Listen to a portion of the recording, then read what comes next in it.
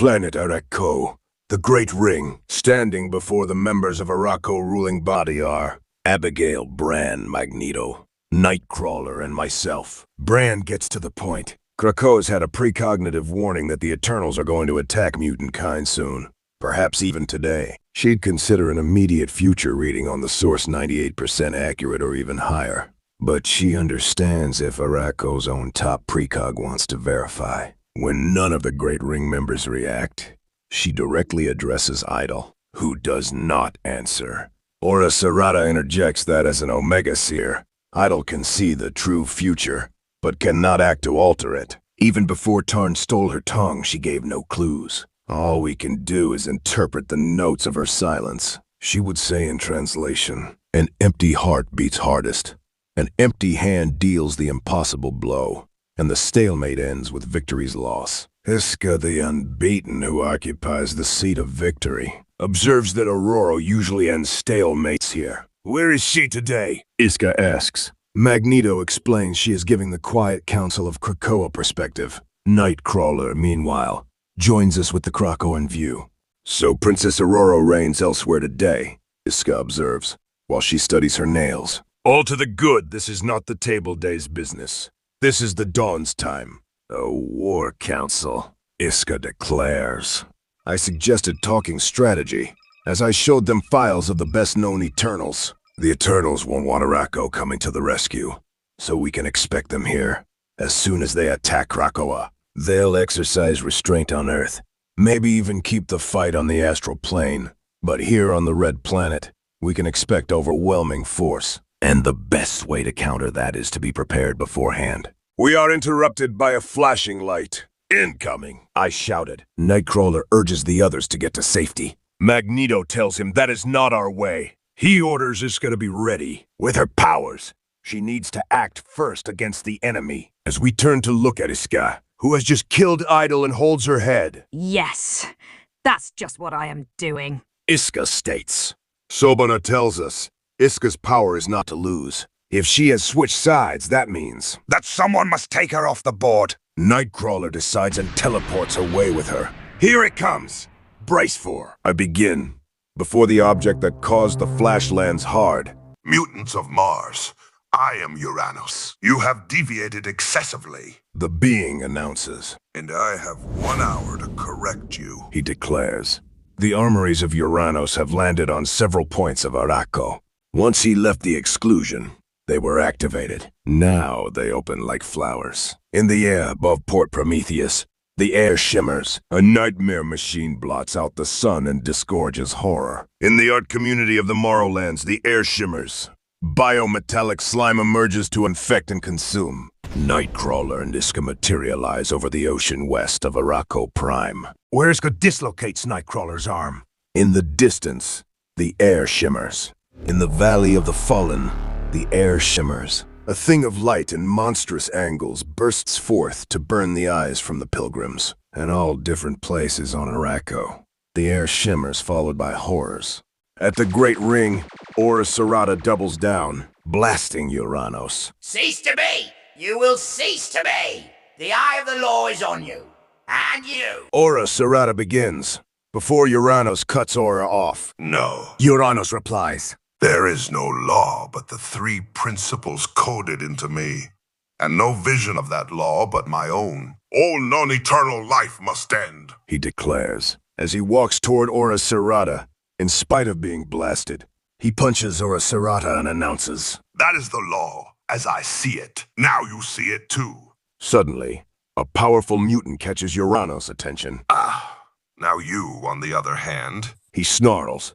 As he looks upward, what has gained his interest is the appearance of Legion. David Haller is here. He is the son of Charles Xavier, true mutant royalty. He may be the most powerful being to exist. you look interesting. Uranos tells Legion.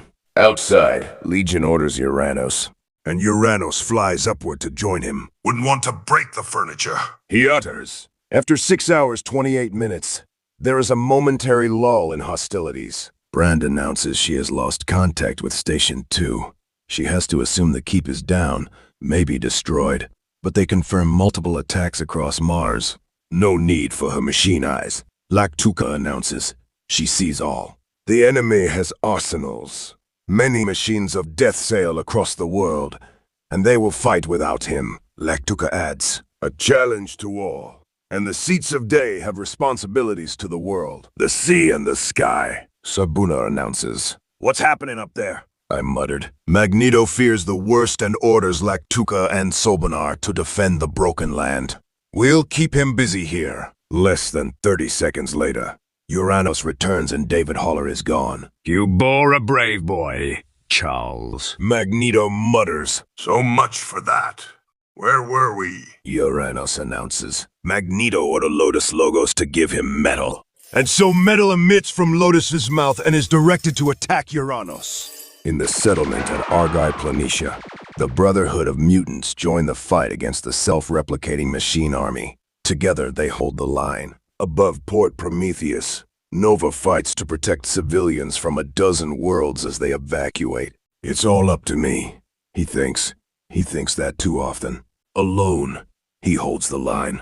After her victory over Nightcrawler, Isca the Unbeaten fell into Sobonar's ocean. Now, he besieges her there. His creatures are many and they fight to the last. They try to hold the line, but against some, the line simply cannot be held. Uranos is mildly impressed. Between Magneto's magnetism and my telekinesis, we are actually fighting him. Magneto groans that he is everything he has ever fought against. Uranos smirks as he notes that it is personal in some way. My condolences. Uranos roars as he blasts all the shrapnel back against his foes. To lose that fight, it must be heart-rending. Uranos grabs Magneto and tears out his heart. 13:23 minutes into the hours. Magneto falls. Brand panics. I cut her off. We'll mourn him tomorrow. If there is a tomorrow, I called out. I accessed my computer. Bell, ordering the body slide in the Omega-1 from my weapon cache. The Omega-1 pulse rifle is the most powerful weapon in my arsenal. It fires bullet of ultra-dense solid light along a tunnel of hard radiation that can melt osmium. It weakens Uranos. That's all.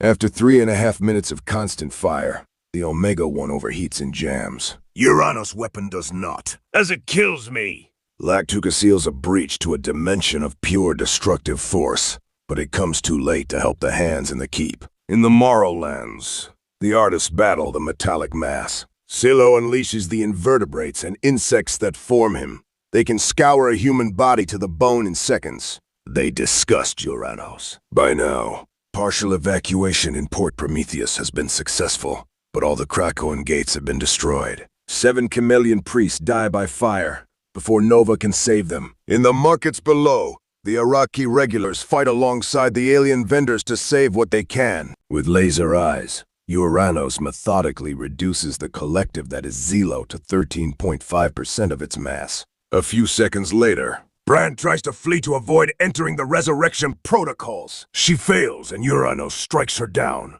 On the dark side of the planet, the Fisher King feels the wind change. It is time. Night has fallen. On Planitia, the Iraqi are forced into strategic retreat. Yielding the field is not yielding the fight. They remind themselves. Yet the taste is bitter. In the Great Ring, there is silence. All of this has occurred in 20 minutes. Uranos still has 40 minutes left. He uses the time well. When the hour is over, so is 98% of life in a 50-mile radius. Uranos is teleported back to his prison in the exclusion.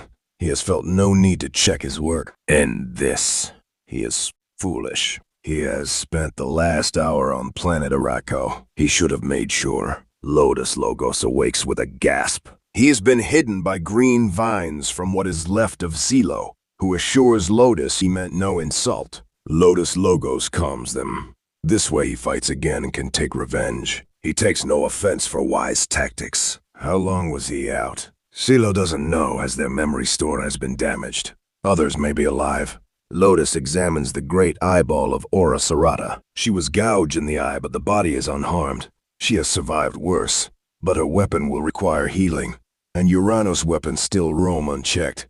They must strategize. No, comes a new weak voice. With respect, Lodus, such strategies are not for the table dusk. This is war. A war we are losing. Still standing, his power keeping his body alive without his heart. Magneto announces. And so the seat of loss takes command. The Hour of Magneto begins.